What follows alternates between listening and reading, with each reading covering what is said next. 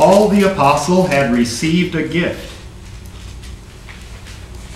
But if you don't forgive men, your Father will not forgive you. किंतु अगर हम दूसरे लोगों को क्षमा नहीं करेंगे तो हमारा पिता भी हमारे अपराधों को क्षमा नहीं करेगा. It's as if a child comes to his father and asks his father to forgive him. अगर कोई बच्चा अपने पिता के पास आकर क्षमा याचना करता है, but at the same time he is fighting with his brother. और अगर उसी समय में वह अपने भाई से लड़ाई कर रहा है, the son who wants forgiveness must first forgive his brother. और जो पुत्र क्षमा की याचना कर रहा है वह अपने भाई को पहले क्षमा करे, and then his father will talk to him. और उसके बाद उसका पिता उससे बात करेगा. First we come to Christ for forgiveness. पहले हम प्रभु मसीह के पास क्षमा के लिए आते हैं. When we know forgiveness, then Christ expects us to show it to those outside.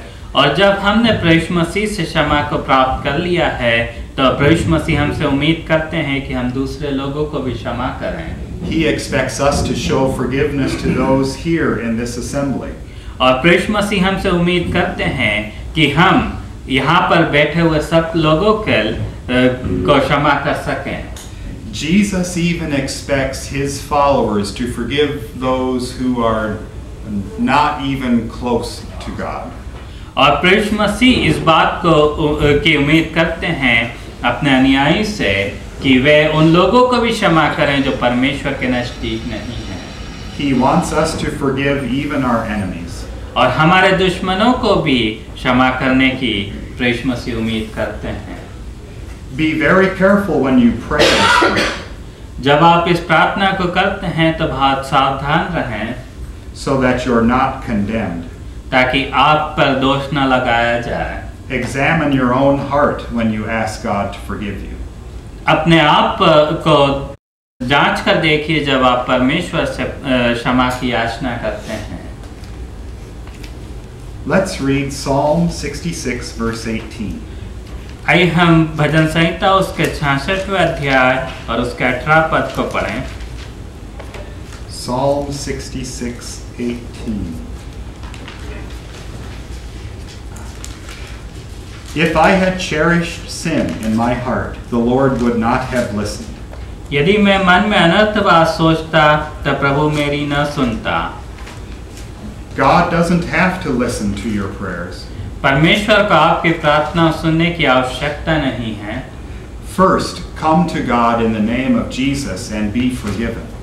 पहले हमें प्रभु मसीह के नाम से परमेश्वर के पास आकर क्षमा प्राप्त करने की आवश्यकता है.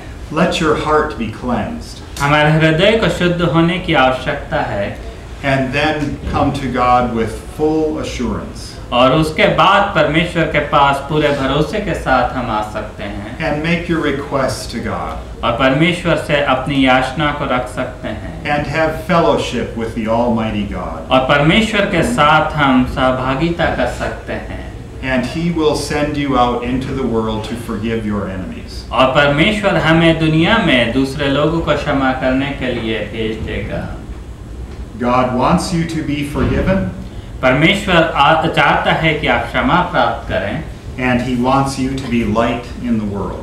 और वह परमेश्वर ये चाहता है कि आप इस जगत में ज्योति बने. Jesus came to do this work both in you and in the world.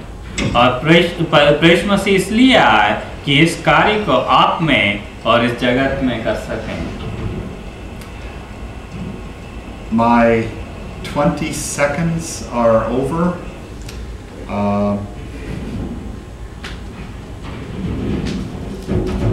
मेरे 22 सेकंड हो चुके हैं. 30 seconds. We are almost done. The last request is the hardest of all. और मैं लगभग समाप्त कर चुका हूँ और जो आखिरी विनती है वह सबसे ज़्यादा कठिन है. And lead us not into temptation, but deliver us from the evil one. और हमें परीक्षा में न ला परंतु बुराई से बचा. And we will trust that you will have an opportunity to think about this and pray it yourself, and God will teach you.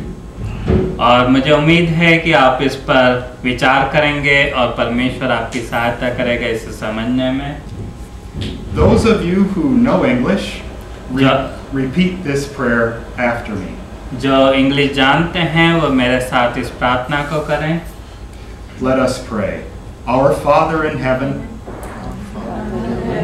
hallowed be your name. Hallowed be your name. Your kingdom come. Your kingdom come. Your will be done on earth as it is in heaven. Your will be done on earth as it is in heaven. Give us today our daily bread. Give us today our daily bread. And forgive us our debts as we also have forgiven our debtors. Forgive us our debts as we also forgive our debtors. And lead us not into temptation, And Lead us not into temptation, but deliver us from the evil one. but deliver us from the evil one. For thine is the kingdom and the power and the glory forever. For thine is the kingdom and the power and the glory forever. Amen. Would you care to lead us in Hindi? Hindi में हम इस प्रार्थना को करेंगे। हे हमारे पिता, हे हमारे पिता, तू जो स्वर्ग में है, तू जो स्वर्ग में है, तेरा नाम पवित्र माना जाए, तेरा नाम पवित्र माना जाए, तेरा राज्य आए, तेरा राज्य आए, तेरी इच्छा जैसे स्वर्ग में पूरी होती है तेरी इच्छा जैसे स्वर्ग में पूरी होती है, वैसे पृथ्वी पर भी हो। वैसे पृथ्वी पर भी हो। हमारे दिन भर की रोटी आज हमें दे, हमारे दिन भर की रोटी आज हमें दे, और जिस प्रकार हमने अपने अपराधियों को क्षमा किया है, और जिस प्रकार हमने अपने अपराधियों को क्षमा किया है, वैसे ही तू भी हमारे अपराधों को क्षमा कर, वैसे तू भी हमारे अपराधों को क्षमा कर, और हमें परीक्षा में न ला, और हमें परीक्षा में न ला, परंतु बुराई से बचा, परंतु बुराई से बचा, क्योंकि राज्य और पराक्रम और महिमा सदा तेरे हैं। क्योंकि राज्य और पराक्रम और महिमा सदा तेरे हैं। आमीन।